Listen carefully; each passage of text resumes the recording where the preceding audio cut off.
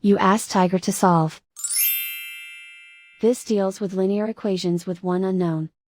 The final result is x equals -3. Let's solve it step by step.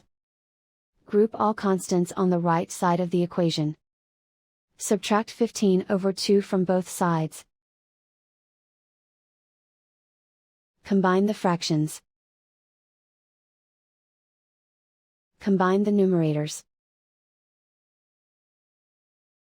Reduce the zero numerator. Simplify the arithmetic. Combine the fractions. Combine the numerators. Find the greatest common factor of the numerator and denominator.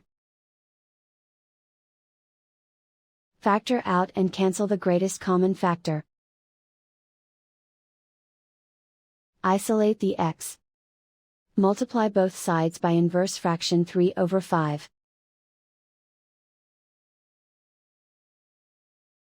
Group like terms. Multiply the coefficients. Simplify the fraction.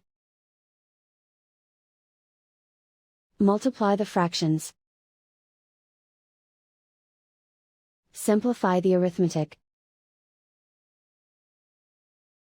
And so the final result is x equals -3.